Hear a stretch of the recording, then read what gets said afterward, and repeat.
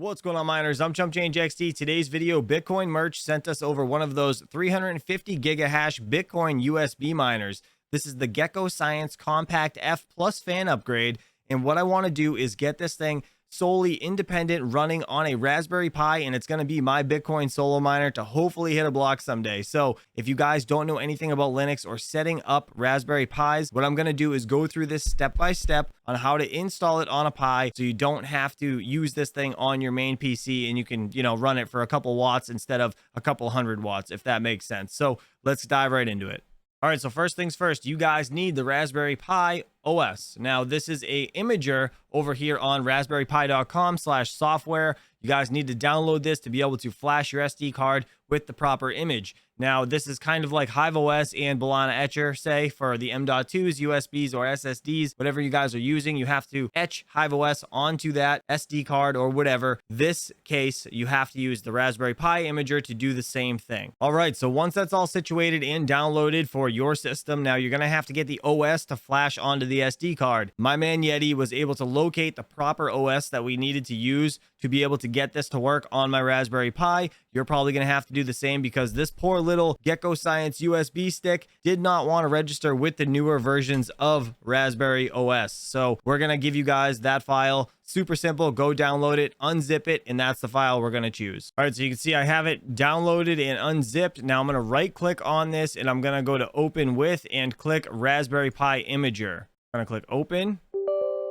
Yes, going to allow it to make changes. So now you can see it's right there, operating system ready to be flashed onto your storage device, which is going to be my little SD card that I'm going to plug into one of those USB SD adapters and put it in my computer tower. All right, so I just plugged that in. I'm going to click choose storage device. As you can see, it's an 8 gigabyte SD card. That's what we're going to use, and going to click write. Now it's going to give you a warning saying that it's going to wipe out this SD card or whatever you're using. Just click yes, continue, and it's going to take a minute or two to write this image. All right, so now you can see it says it's complete. You can remove it from your computer and put it into your Raspberry Pi. Now, once you get your Pi started up, make sure you follow all the prompts to get this thing situated. Set it up to your Wi-Fi. You can skip the updates at the end, allow the Pi to restart, and then we're on to the next step. All right, so as you guys just saw, that's how you set up the entire Raspberry Pi. Now, what we want to do is download Putty onto your normal PC so you can remote into this Raspberry Pi and make everything super easy, because I'm going to give you guys a file that you can just open the text file, copy, and paste everything right into Putty, hit enter instead of having to type everything by hand. It just makes it way easier. So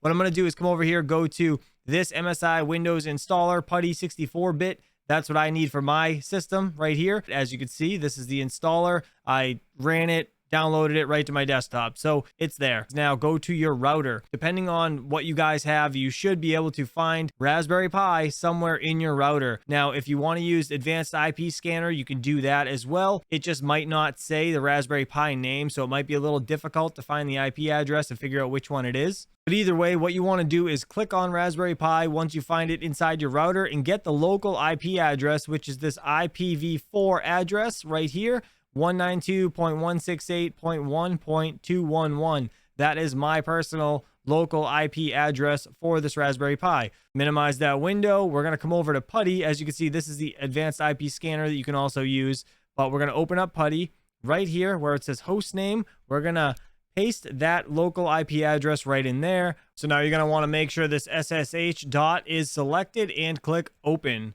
Now, if you don't see this screen right here pop up, it could say error or something along those lines. That means you need to input the SSH ability onto your SD card. So shut down the Raspberry Pi, take out the SD card, put it back in your PC, and I'm going to show you how to allow that to be able to SSH into it right now.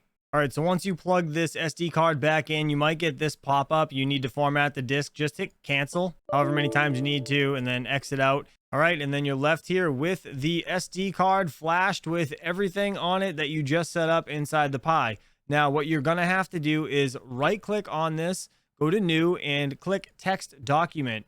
We're going to delete this entire name and type in SSH, enter. Now, as you can see, it still looks like a text document. So what you might need to do, if you couldn't find the TXT at the end of the name, go up here to View and click on File Name Extensions. Now, what we'll do is you can see the .txt at the end of that Going to click rename, and we're going to delete the .txt and leave it just SSH. And we're going to click yes.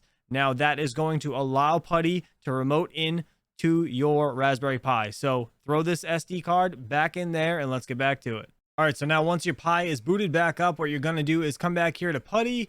We're going to paste in the IP address, make sure SSH is checked, and click open. Now you're going to see this potential warning. Just click accept and you're into your Raspberry Pi. All right, so right here, to log in as, you're just going to put Pi, click enter, and then you're going to put in the password, whatever you put in for the initial setup on the Pi SD card when you logged into it the first time. And you're not going to see it type on the screen. Linux, when you type in passwords, it's just blank. So hit enter after you type it in, and now you're into the Pi successfully. So now, as you can see, the notepad down here, everything's laid out for you. Thanks to Matt Electron Rick for helping me set this up. Huge shout out to him. It would not be possible without him. Now we're going to copy this right here. First line, you're going to have to right click, copy, right click, and it will just automatically paste it in. Hit enter, let it do its thing. Once you see the green pop back up, then we can throw in the next line of code, which is this one right here. I will just copy it, get it ready. All right, now we're going to right click to paste that in, hit enter again. Now, once you hit enter on that one, we're going to copy this one right here. This one takes a little bit to get through, so just give it a few minutes. Some of these line items take a bit to download because it's got to put it all on your Pi, but I'm going to make it easy and leave this text document in a Google Doc down in the description below if anybody's interested. Now we're going to highlight this one, copy and paste it in, enter. Okay, and again, this is so much easier than typing it in by hand, isn't it? Paste, enter, and this guy.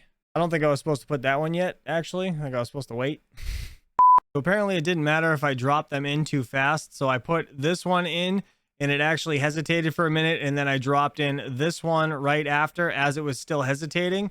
And all it did was, if we scroll up, it just punched it in right after that first one was done downloading. Let me find it right here. You can see it. I didn't put that one in. It did it itself once the first command line, the C flags, was done. Next line, just copy make, paste that in. So we want to see a whole bunch of code. All right, now last, we're going to copy sudo make install, paste that there. All right, and that's it. So now that's all done. Everything's installed exactly like you need it to be installed. Now what we're going to do is create a script file. As you can see, it says make script for running program. We're going to type this in right here, and then we're going to add all three of these lines together so we can just throw in one command and get this thing fired up every time we want to make this miner work, so we don't have to go through all this BS. We're going to copy this guy right here, paste it in here. So now we're going to copy all this right here, these three lines, right click, copy, paste those in there. And now what you're going to do, it says save file by Control X. Hit Y key to save, then enter. So we're going to hit Control X and then Y to save and then enter. Now that we did that, all we have to do is put in chmod 777 mine.sh right there and hit enter. And literally everything's done. One last command, /mine.sh. And this is the command that you're going to keep continuously putting in every time you shut it off and turn it on inside this run program, either in the Raspberry Pi or via Putty. And that's it. It will always start up with this same right here, Stratum and Bitcoin address, solo mining or pool mining, however you guys decide to set it up. So let's hit enter.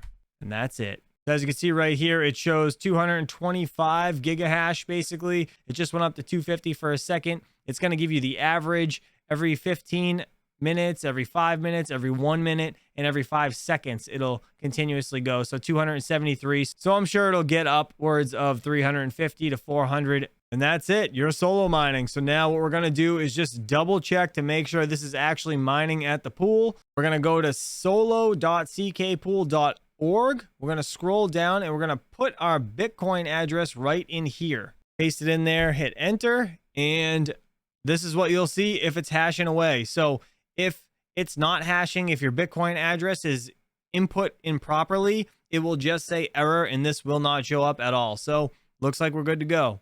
So what'd you guys think? Hopefully y'all enjoyed this video as much as I did. This was super challenging to find everything on my own. So Huge shout out to my man Yeti and Matt Electron. Matt Electron does have his own channel. If you guys are interested, go sub to him. Super smart guy, and he was actually the guy that helped me put together this text file for you guys to be able to go down in the description and download so you can follow it step by step.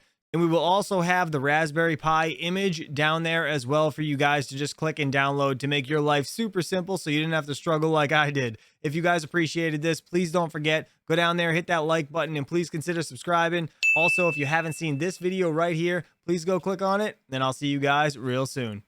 Peace.